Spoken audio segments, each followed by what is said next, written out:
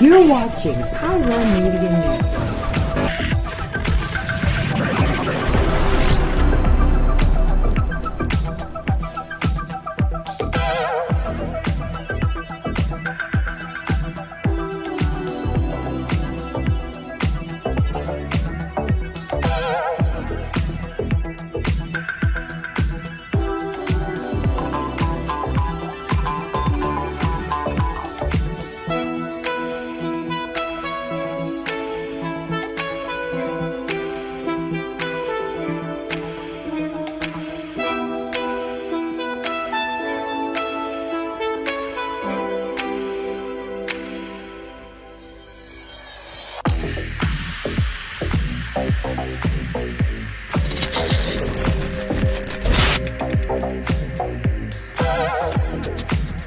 Hello, Pyro Media family. Thank you for tuning in.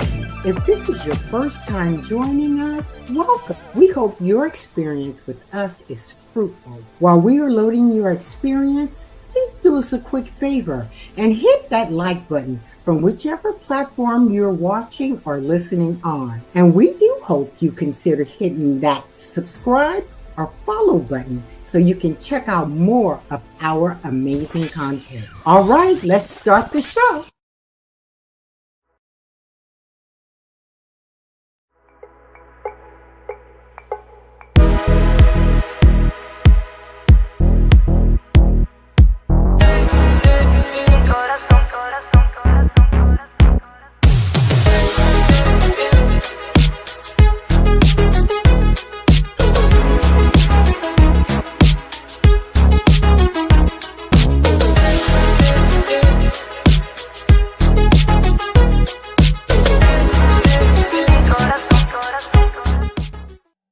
What is going on, Mavericks? We're back with another episode of the Unusual Mavericks. I'm your host, Kwame, joined by the handsome, the bearded one, the blackalicious, just Dominic. What's going on, man? Hey everybody, how you doing? Hey Kwame, we are dressed alike. Yes, can you believe it? We're like twins or something. Twinsies. Boy, do we have a juicy, got 'em crazy show for you today. What a delicious show. We do. We have a lot going on today, and so I'm super excited. Listen, y'all, while we're getting everything all set up and everything, make sure you guys are hitting that like button, share, and subscribing to all things Pyro Media, as well as all things the Unusual Mavericks. So if you are blurred anywhere, we want to hear from you. We want to chat with you. We want to hang out with you. So just go ahead and make sure that you guys are hanging out with us. So go ahead and make sure that you guys are. Hold on, I'm over here doing the wrong thing. I'm doing the wrong thing over here. Oh, there we go. All right. There's a lot going on today, but I'm here for it. Listen, Dominic, how have you been? How has your week been so far? It has been busy, but very full of blessings. I'll say it that way. Yeah. And yeah. Yes, we'll say and that. What about yours? Actually, my week has actually been really, really good. I have some really dope news. I can't share with you guys on here. I'll tell you later on offline. But I have some really dope news. So I'm just really, really excited. It's caused me to be a little late today. And so that's why I'm a little behind. But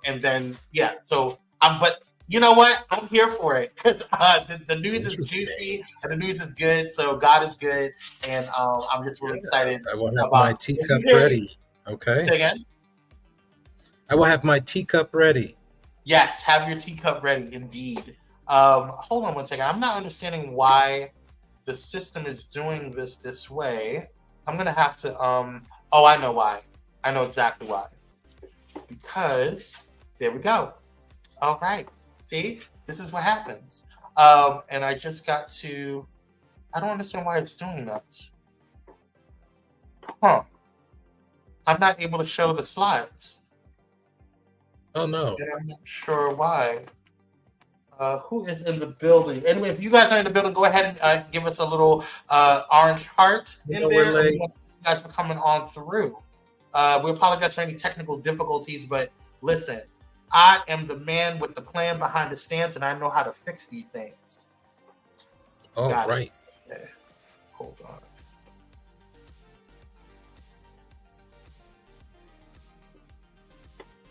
Oh, right. In the building. Huh. Interesting. I think this is a glitch with their system. I see what's going on. Okay, well, we're gonna have to make it work. So I will make it work as I normally do. Here we go. Let's do that. Praise Jesus. See, this how they try to get me. They try to get me, but they won't. They won't. Go. All right, y'all. Let's get into some things here. Let's see. Can I put it up? Hallelujah. What we doing? Yes.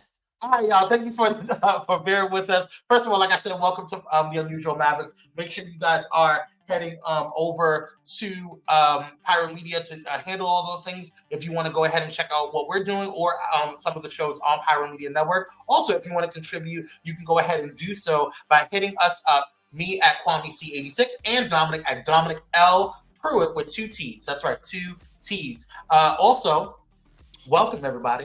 Welcome everybody, Lottie Dottie. We appreciate you guys for coming on through, and thank you guys so much for chatting and joining us on today. Today we're going to be talking about and asking the question, who is Amanda McKee?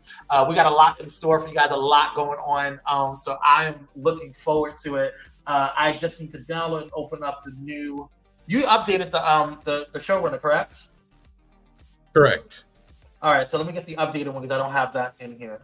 But while we're doing that, I want to make sure that you guys are also making sure that you hit up Pyro Media if you want to support the platform. That's right. You can support the platform by hitting up Cash App at $Pyro Media, and our sister radio station. You can hit them up at Bullet and Flight Radio, the #1 progressive Christian and inspirational radio station in the world. You can go ahead and hit them up at Bullet and Flight Radio on Cash App or PayPal.me/Bullet and Flight Pros, and that's pros as in productions. Shout out to Bullet and Flight Radio, and shout out to all of the pilots over there listening in on today. And as we mentioned before, you can hit me and Dominic up on anything that we got going on over here if you feel so inclined and feel so blessed to do so. Praise Jesus.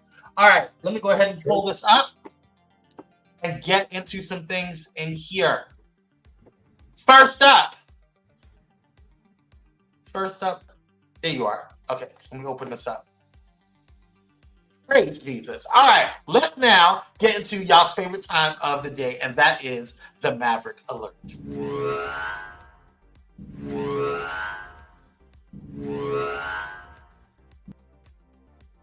All right, y'all, it's time for the Maverick Alert, and we have a doozy. First and foremost, that would be great. Star Trek, Voyager star hoping for a reunion movie. So so I don't know if you guys are following what's been going on, but Star Trek Voyager, I know I've talked to you guys a lot about it. I know Dominic and I have discussed it. I'm a Trekkie without the clothes, if you will. But Star Trek Voyager is probably one of my all-time favorite franchises out of the entire series, or out of the entire franchise. I love Star Trek Voyager. Captain Janeway is my absolute favorite. Okay, read the story. Huh? Read the story first before you give your commentary. Yes, let's get into it. So it says one Star Trek Voyager cast member is ready for a reunion movie. Robert Picardo, who portrayed the Doctor in the sci-fi television series, has expressed interest in reuniting with his old co-stars for a follow-up project. Speaking with Screen Rant about his return as the Doctor in Star Trek Prodigy Season 2, which I have been diving into. If y'all have not dived into Star Trek Prodigy, definitely check it out. It's on Netflix. But Season 2 is epic. But Picardo shared that he would love to appear in a Voyager reunion movie, although he doesn't expect one to materialize anytime soon. Quote, of course, that would be great. I think it's unlikely considering the cost and the lead time for those projects. It's unlikely, but anything's possible in the world of Star Trek, he said. And it was so successful with the Next Gen cast, and who knows, maybe we'll get the shot. So Star Trek Prodigy debuted season 2 on Netflix, which entered the top 10 most viewed series in multiple countries. Dope. making it a mega hit and a cash cow for Paramount Studios, surpassing Star Trek Discovery and Lower Decks profits. Given these numbers, convincing the streamer to set a course for a season 3 appears to be much easier than the letter writing campaign that got Gene Roddenberry's first show its third and final season in the 1960s.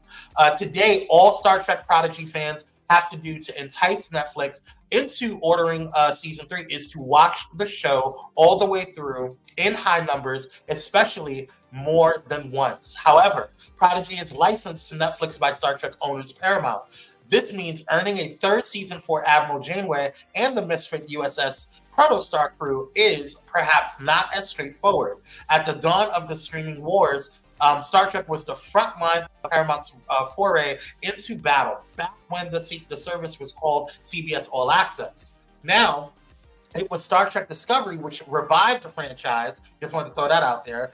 Gone from television for a dozen years. Over other series like Star Trek Picard, Star Trek Lower Decks, and Star Trek Strange New Worlds followed, hoping to entice Trekkers to sign up. To further bolster its numbers via the passionate fan base, Paramount pulled the classic Star Trek series from Netflix, Prime Video, and other streamers. Paramount Plus was meant to be the home for everything Star Trek, but the studio is facing major budget cuts. This move to Netflix has proved to be the best thing for Voyager fans and the studio's bottom line. If only they'd moved Discovery to Netflix, it could still be running. That is something to have a conversation on. But however, there was one series the studio smartly released beyond that particular paywall, Star Trek Prodigy, the first animated series set in the universe in almost 50 years. Prodigy was meant to capture the hearts and imagination of a whole new generation of fans. It was also co-financed by Nickelodeon, and season 1 aired on the channel. However, Paramount, like the majority of its competitors, began to prioritize streaming over broadcast and cable channels more and more. For reasons known only to studio executives and accountants, Prodigy was one of the first made-for-streaming Star Trek series to be canceled until Netflix picked it up. Paramount's troubles are bigger than Star Trek, and it could be argued that all the Star Trek properties remain Paramount's most successful and passionately supported intellectual property. What do you think? So what do you want to see from Janeway and the crew in season 3 now that they are talking about getting picked up? Well, hopefully we do a full podcast. I hope we do a podcast on season 1 and season 2. I don't know if you're down for that, but I would really like to do a podcast. So that way you can even help me understand and break down some things that go back to the original series. Mm-hmm. I saw some things that went back to the original series in Prodigy, but I don't have I didn't watch all of Voyager. I only watched certain episodes during that entire series. Mm-hmm. So I want to see, I love how Admiral Janeway is being portrayed. Mm-hmm. It's a lot like her captain days in the series. She has, however, a lot more power than she did then. So I just want to see them continue their adventures. They really left, I won't talk about it with no spoilers, but season 2 really left off on a cliffhanger, if you noticed. And I'm looking forward to seeing where they go. Yeah, so do I. I think one of the really cool things that, because I wasn't as amped to watch Prodigy the second season, and I know you've been pushing it for the past couple of weeks, like for me to watch it. But I recently over the weekend just started, and I'm already halfway through. It is definitely an ode to Voyager fans. It is definitely an ode and a continuation of the Voyager series, and it just really and Next Gen in a weird way.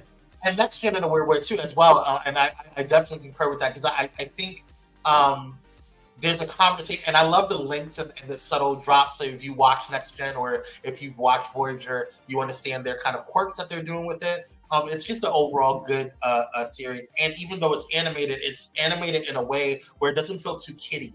And I really appreciate that. And so it's a really good series. So if you guys have not watched it, definitely check it out. And I'm glad that they were able to get a season 3. I would be interested to see if Voyager cast members. I don't know if they're going to get a movie, because if they're already talking about budget cuts from Paramount and all these other things or whatever, I don't know if a movie is it's worth it. It would have to be. It would have to be co-financed probably by Netflix and Nickelodeon and Paramount in order to get it done. And so that's a whole lot of juggling. That's so a whole lot I of agree. juggling. Yeah. So, but Prodigy is a hit. So that's really interesting to know that. And most people don't realize that one of the characters in Prodigy, the purple guy, what is his name? Dale. He is portrayed by a young black actor. He is voiced, I should say, by a young black actor. And so I'm really supporting this series because I didn't realize how diverse the cast actually is. So, and he's doing a great job to me in leading the show, because he's kind of like the captain, right? But unofficially of the protostar. And I'm loving his portrayal, because he has a lot on his shoulders as an actor, and he's really killing it. Yeah, and he's doing a really good job. I also like just where let me see if I can grab a picture of that, because I got a picture. There's of the him. doctor. Say again? I was looking at the doctor. Oh, right there. Oh, yeah.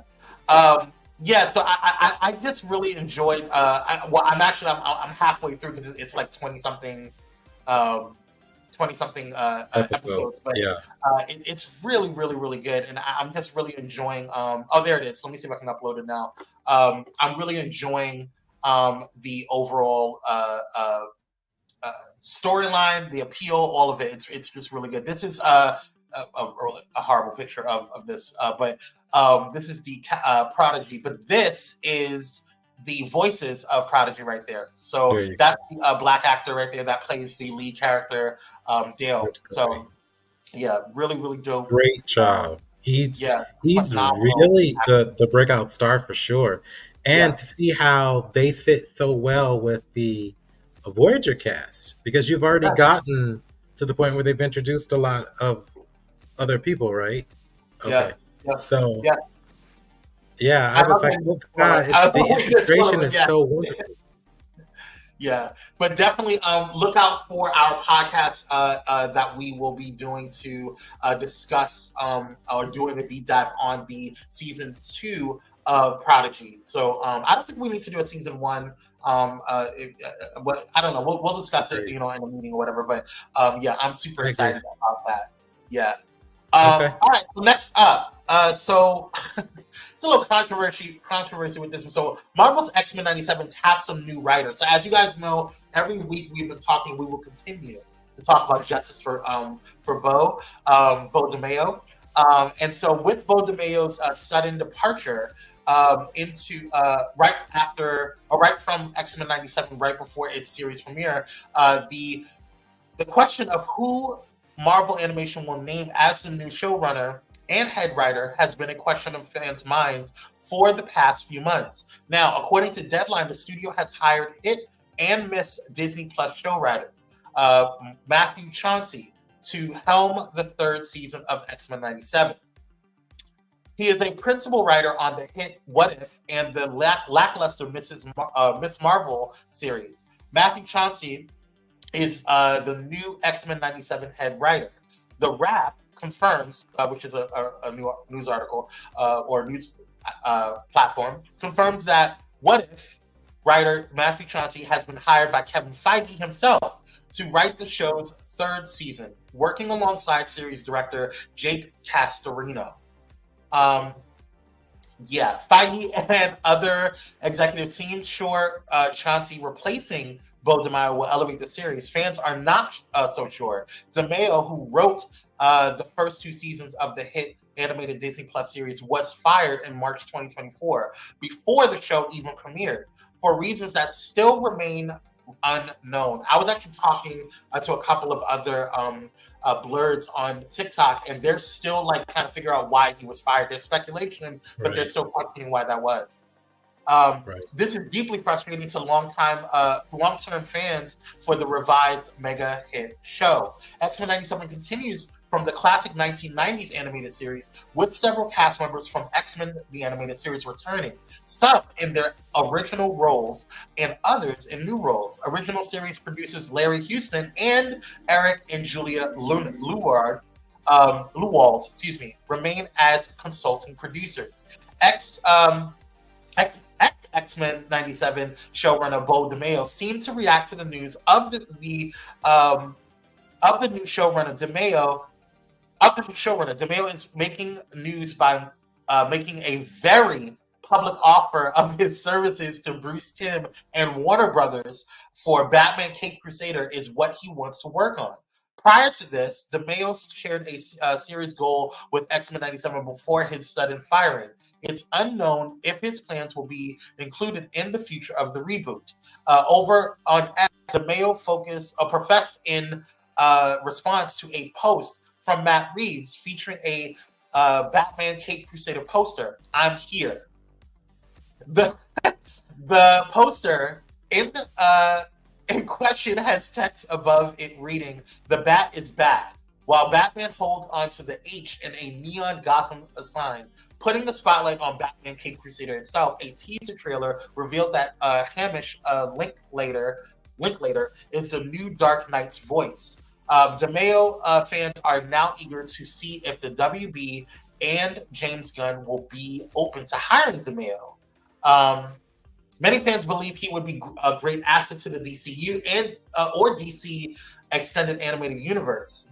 Do you think DeMeo can make the same kind of impact that he had on the DC animation? What do you think? Well, the DC animation is known for being high caliber. Right now, I just finished Crisis on Infinite Earth Part 2, and it is super duper lackluster to me. We'll get into that another day and time. So yes, the answer is yes. I think DeMeo could elevate the DC animation under James Gunn. You know, I don't know what he did. Did he do something that was that horrible? Because this man is publicly now saying, I want to be, I want to do something different. Hey, give me a job. And now I wonder, is this new guy, this Chauncey guy, whatever his name is, this Matthew guy, is he the one that's now over and calling the shots over season 2? Right. So we're going to feel his impact right away in season 2. Yeah. Then we'll see his writing in season 3, because he's the one going to make all the edits, do all the stuff to DeMeo's script for season 2. So what do you think? Yeah, I don't know. I'm not happy about this. I'm glad that it's going to continue. They're going to get a season 3, but I feel like season 3 may be its last season. I don't know. I get really frustrated. I don't know what he did that was so bad.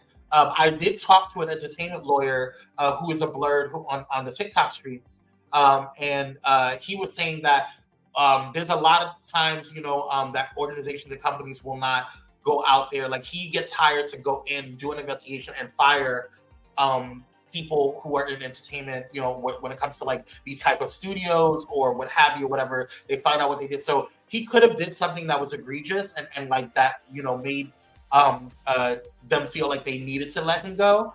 But at the same time, not having that conversation, because one of the reasons why he's saying that he doesn't think that, because he could have signed an NDA when he left, which is preventing him from even saying, hey, I was terminated for such and such reasons, because he's even staying tight-lipped. So maybe we don't know what's going on. At the end of the day, this is a disservice to the fans. And I really, even not even bringing Bo on as a consultant I think is really detrimental to what X-Men 97 was going with. And so I'm going to give it a chance because I really enjoyed X-Men 97 and I love X-Men. It's one of my favorite franchises within the Marvel Universe. But I'm disappointed because we started off with such a phenomenal season.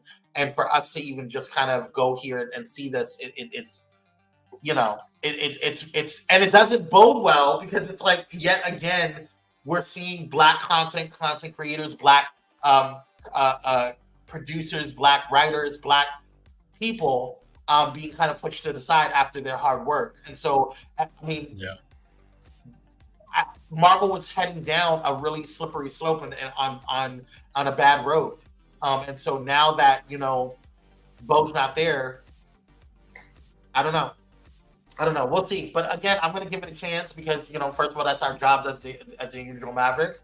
But at the same time, I'm not happy about it as a Marvel fan. I've been really unhappy with Marvel for the past couple of years. So, well, and Bo has been really circling Warner Brothers, James Gunn, DC Studios. If you noticed, he's been real chummy with Zack Snyder.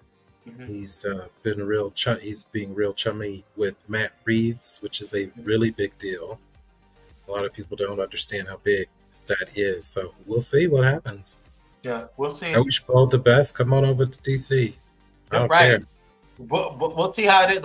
As long as he gets some type, because if DP hires him, then whatever he did wasn't as bad as they're making it seem to be. Because then, if he was if he left Marvel, if he was fired from Marvel for a legitimate, egregious reason, then DC wouldn't even want to pick him up.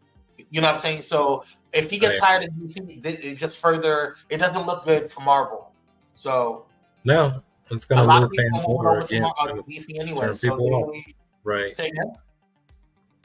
We're saying the same thing. It's just going to turn fans off.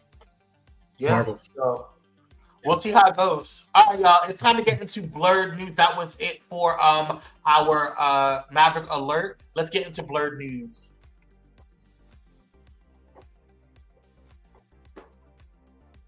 All right, y'all. And as you guys know, we want our blurds to unite. So make sure that you guys are sharing and hitting that like button, share and subscribe to Pyro Media, as well as liking the Unusual Mavericks. So you can also check out all of the playlists that we have for the Unusual Mavericks on the Pyro Media website, or YouTube. All right, y'all. We're still saying justice for Bo. That's what I'm saying. And maybe justice for Bo means he gets a job over at DC. We don't know, but justice for Bo. Also, make sure you guys are tuning into the Unusual Mavericks podcast. It is a hit on Pyro Media, so thank you guys so much for supporting it. We came out with our first 3 bangers out there with the X-Men series, the X-Men 97 series, and we still have an episode out with that where we discussed reviewed the Deadboard Detectives, and we're going to be reviewing Prodigy, so make sure you guys check it out. And if you want us to review a particular fan series or what have you, let us know. We would love to hear your suggestions. You can put it in the comments below. We do watch and get notifications of those comments too. So thank you guys so much for chiming in. All right, y'all, let's head over to Warner Brothers real quick because we have some conversations and some discussions to talk about. So Dune Prophecy. Let's head over there. There we go. So Dune Prophecy will become HBO Originals after all, moving from Max after some crafty deal-making. When Variety broke the news last month that HBO and Max Content CEO Casey Bloys had changed the delineation between what an HBO show and a Max show is, there was an asterisk attached. Max's big budget, tentpole Warner Brothers IP projects like the Harry Potter TV show, the It prequel series, Welcome to Derry, and the Green Lantern adaptation series were moving to under the HBO umbrella. But those coming from 2025 would not. Those coming before 2025 would not. Well, after some crafty negotiating, the HBO team has now indeed found a way to rebrand Dune Prophecy as HBO Original as well. Dune Prophecy will now air on HBO and stream on Max. Quote, what we ended up with is shows at this scope and scale that look great and great narratives and talent we've worked with, Bloyd said at the time. The idea of the delineation kind of started to feel unnecessary. Like, why are we doing this? Let's just call them what they are, HBO shows. I don't know why we didn't do that in the first place. According to Dune Prophecy logline, from the expansive universe of Dune, created by acclaimed author Frank Herbert, and 10,000 years before the ascension of Paul Atreides, Dune prophecy follows two Harkonnen sisters, as they combat forces that threaten the future of humankind and establish the fabled sect that will become known as the Bene Gesserit. Dune prophecy stars Emily Watson, Olivia Williams, Travis Fimmel, Jodie May, Mark Strong, Sarah Sophie Bozzini, forgive me for mispronouncing your name, Josh Houston, Chloe Lay, Jade Anoka, Phalion Cunningham, Edward Davis, Aoife Hines, Chris Mason, and Shalom Brune Franklin. This always kind of seemed like a given because of the success of the Dune franchise and WBD CEO David Zaslav's professed desire to flood the space with IP riffs. But what's interesting is how the movie speaks to the way WBD is rethinking its decision to prioritize Max, one of the least inspired brand names imaginable, over HBO, a name synonymous with the birth of cable television. After revealing last month, that the upcoming Harry Potter, Lanterns, and Welcome to Derry Max projects were being rebranded as HBO Originals, content head Casey Bloys was frank with Variety about how using IP or intellectual property as a delineator between the two platforms started to feel unnecessary as the shows began staffing up. Bloys explained that in many cases, the creative teams behind the new crop of shows were using the same methods, the same kind of thinking as those who have worked on traditional HBO shows. That facts given how many HBO veterans are in the mix for Harry Potter and how Damon Lindelof's of Watchmen fame, Lanterns will take cues from True Detective, which is really interesting. What are your thoughts on all of this, Dominic? I think that this is really interesting because what they're doing, or Zaslav is saying, is that HBO is really their exclusive brand, right? It's synonymous with cable TV. It was the birth of cable TV. They have big budgets. They are known for producing award-winning content for a number of years. Why not just produce them with that label? It doesn't make sense because Max is Cinemax. People may not remember Cinemax, but that's what it is. HBO bought Cinemax and they just rebranded it Max. Right. Max has never been known for coming out with that type of content, only HBO. So yeah, I agree with them. Yeah. I don't know. I don't know why they changed it to Max. I think they changed it. It just kind of kept it all HBO, in my personal opinion. But it is what it is. I also didn't know why there was so much hoopla with the delineators. I don't think that matters because people, regardless, at the end of the day, we still look. I don't always call it Max. When I tell people, I was like, "Oh yeah, it's on HBO." That's what I call it because it's always been just like how we still say Twitter for X. I don't call it X. I call it Twitter. So you know, it has a legacy. It has a home. But I don't think this was a huge news for us. You know, I think this is more of something that the powers that be needed to discuss and work out. But I am interested in seeing Dune Prophecy. I still need to see the second Dune because it's just been a lot going on. It's a lot of my plate. It was so good. Yeah, I heard it was good. Yeah, really good. Yeah. The first one was epic, so I'm not even surprised if the second one was as good as everybody is saying. So, all right, y'all, let's head over to do some things over here. So 20 years ago, Will Smith made a sci-fi misfire that was ahead of its time. In 2004, Will Smith starred in a bright and shiny version of Blade Runner that sacrificed a hardcore sci-fi audience in favor of a very mainstream one. Smith rides a motorcycle, drives an Audi, wears very specific Chuck Taylors, and rocks one of those trench coats that seems like faux Matrix cosplay. In short, the film I, Robot was at the time marketed as a fairly safe, generic-looking sci-fi action movie. The kind of film that in trailers came across as the dumber sibling of Minority Report or AI artificial intelligence. Upon its release, iRobot made a respectable amount at the box office, garnered mixed reviews, and pissed off generations of readers who loved Isaac Asimov.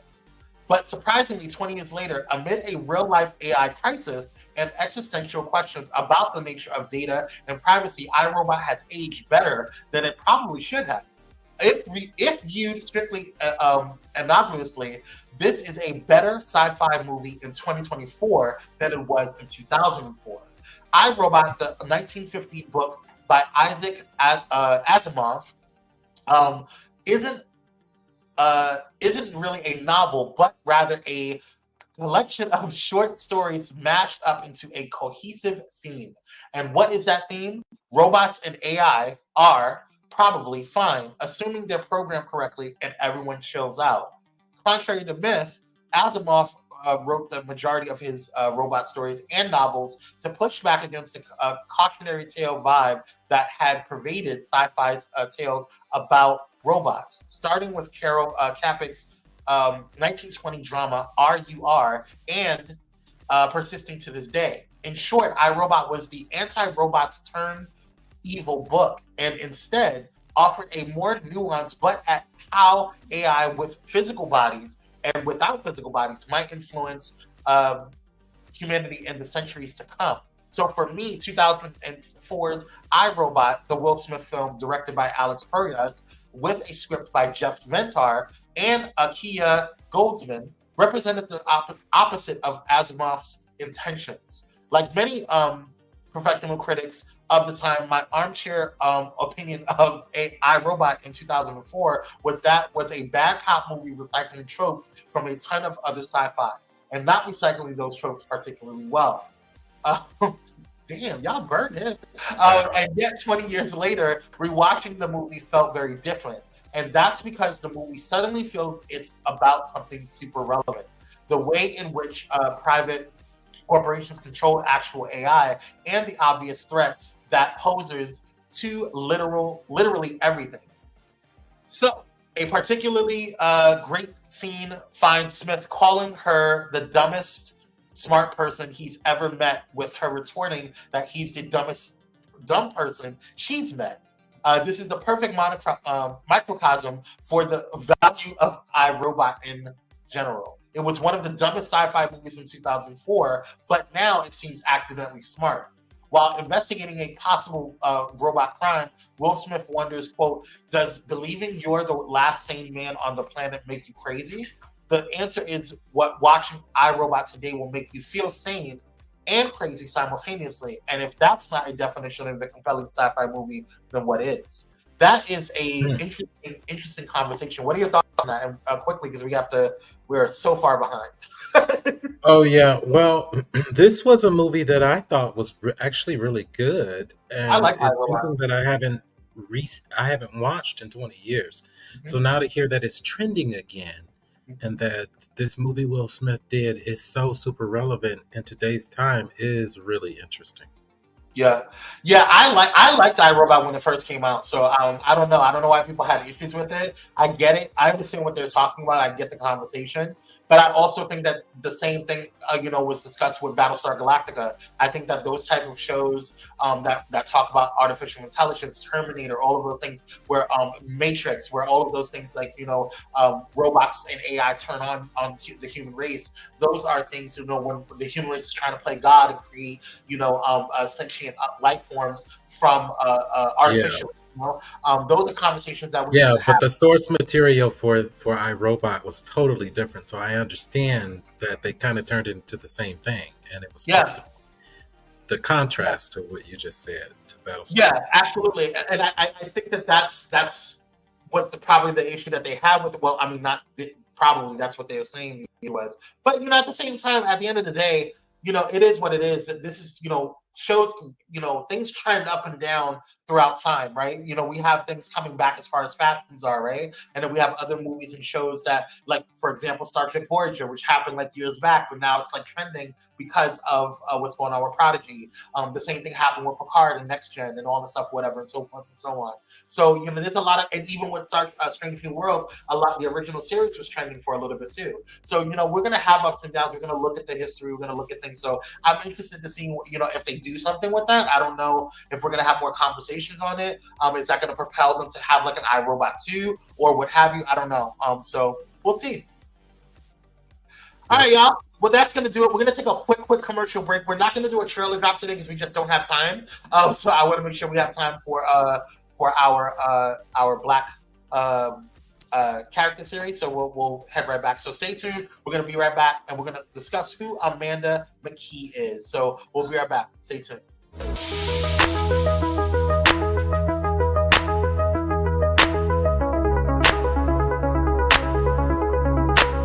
Elevate your entertainment with Watch Vim. Discover the ultimate online streaming destination. Get an auto-renewing monthly subscription for unlimited content on all devices. Join us in supporting a Black-owned streaming platform that brings top-tier entertainment. Let the streaming excitement begin at Watch Vim, your seamless experience for endless entertainment. Stream online or download the Watch Vim app now. Are you ready for enlightening conversations that transcend boundaries? Get ready for Conversations with Clergy, brought to you by the HIV Vaccine Trials Network. In partnership with the world's largest publicly funded international collaboration, the HVTN is dedicated to evaluating vaccines to prevent HIV and COVID-19. But their impact doesn't stop there. The HVTN is at the forefront of advancing vaccinology, social and behavioral sciences, statistics, immunology, and even contributing to the research on tuberculosis and COVID-19 vaccines. By supporting Conversations with Clergy, the HVTN not only brings you thought-provoking discussions, but also contributes to the global effort to combat infectious diseases. Tune in, stay informed, and be a part of the change.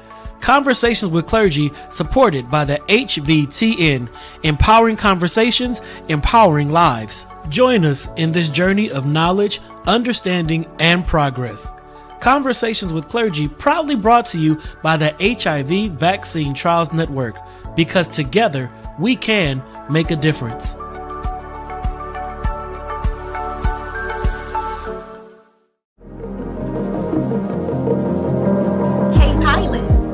Know that you can now catch the electrifying sounds of Bullet in Flight Radio anywhere you go? Yes, you heard it right. Tune in to the high-flying beats and soaring melodies by downloading the TuneIn app on your mobile device. Just search for Bullet in Flight Radio and hit play. It's that easy. And if you have a smart device like Alexa or Google, just say, "Hey Google," or "Alexa, play Bullet in Flight Radio on TuneIn." Experience the rush of adrenaline wherever you are. Listen to Bullet in Flight Radio on TuneIn using your Alexa or Google devices. Soaring through the skies has never sounded this good. Don't miss out on the ultimate musical journey. Tune in now to Bullet in Flight Radio on TuneIn and let the music take you on an unforgettable ride. Get ready to elevate your listening experience. Brought to you by Bullet in Flight Radio.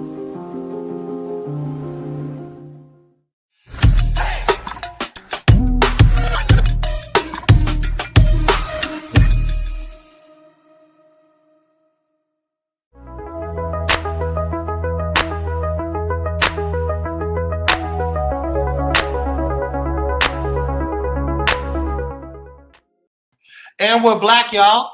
Thank you guys so much for tuning on in. Make sure you guys are hitting that like, share, and subscribe button. It does help the algorithm. And if you are not checking out any of the sponsors that we have, Vim Media, Bullet in Flight Radio, all of that jazz, you can do so by heading to the respective websites. You can go to watchvim.com and bulletinflightradio.com for all of your entertainment needs, as well as Pyro Media Network. So definitely check it out. And also, if you want to be join us with the rest of the Mavericks, you can go ahead and hit that like button, share, and subscribe as well. And follow Bullet in Flight Radio and Pyro Media on all social media platforms. All right, y'all. It's time to get into some things here. We're going to close out the day with some questions here because we have a question for you. But before we do so, we want to make sure that I get the right screen here. What is going on? I do this every week. Every week I lose it. Every week. Here we go. Maverick time. Let's go ahead and get into Maverick time, y'all. Now, as you guys know, we were working on the Black Influencer series, which started this all. So shout out to Dominic for doing all this. We learned about so many different people. But now we're talking about Black superhero or the Black superhero series. And we talked about so many people. Calvin Ellis, Storm. We talked about Green Lantern, Static Shock. So many different people that we discussed on this, and so many different characters, rather, and some that you may know, some that you may not have known, and we learned so much about all of these different people. So last week we discussed Al Simmons, aka Spawn, but this week we have the question that we want to ask: who is Amanda McKee? And without further ado, it is all on you. Go ahead, Dominic, take it away. Yes. So Amanda Key, we're going to highlight some of her highlights, her key strengths, and why I find her so interesting. So Amanda Key was created on March the 1st, 1993. She originated in the Valiant universe. She debuted as Live Wire, not to be confused with the Live Wire in DC comic books. So this is a whole new, different universe, different Live Wire. And so she was created by Jim Shooter and David Lapham. Amanda has advanced knowledge of martial arts. She was adapted. She's very adaptable. She can take on pretty much any type of physicality and really be the superior opponent. She has opponents like Warmonger that she has gotten the upper hand on. She has a genius level intelligence. McKee has a laser cannon projection in her arm. Amanda has the power of flight. She can fly. She can discharge electrostatic energy through her cannon projection, through her cannon. She also has the ability to mentally interface with and control any electrical machine. She has the exo armor, which enhances her powers. And now she lives able to connect, almost like Cyborg, to any interface, any net, any computer system with her mind. She is extremely powerful. Any banking institution, any type of computer, any network, she can bypass any firewall. And again, she has the physical ability to commandeer any mechanical weapons or bits of junk and create weapons out of it. So she is like MacGyver. She can create armor, shielding, and any kind of weapons for herself out of a bunch of mechanical parts and bits and junk. So that wraps up, in a nutshell, who Amanda McKee is, aka Livewire. If you're interested in learning more about her, Kwame will put the links in the description, in the chat box, and that's pretty much it. So we're celebrating 100 years of people of color in comic books. So she is somebody who is super duper cool. I consider her the female version of Cyborg. And maybe on the way out, you guys may, if you're good, we can play a trailer or so, because I wrapped that sucker up just like that. I would try to do so because I don't have it prepped right now. So yeah. So yeah. But I definitely am putting the link inside for it to learn more about Livewire. You can go ahead and definitely check her out more. I started, when I saw the showrunner, I started learning a little bit more about her as well. And I think she is a dope character, so it's going to be dope to kind of see how she navigates in the future, and to see if we even get more of her, but I doubt it because you know how Marvel is. But anyway, maybe DC will pick her up. We'll see. But anyway, that's going to conclude today's episode of the Unusual Mavericks. Thank you guys so much for tuning on in. We hope you enjoyed. Dominic, thank you so much for informing us about Amanda McKee, aka Livewire, and we will see you guys. No, we will not. Yeah, we will see you guys next week. We won't see you guys over first. But we will see you guys next week. But until then, stay blessed, stay stress-free, and stay unusual. Bye, y'all.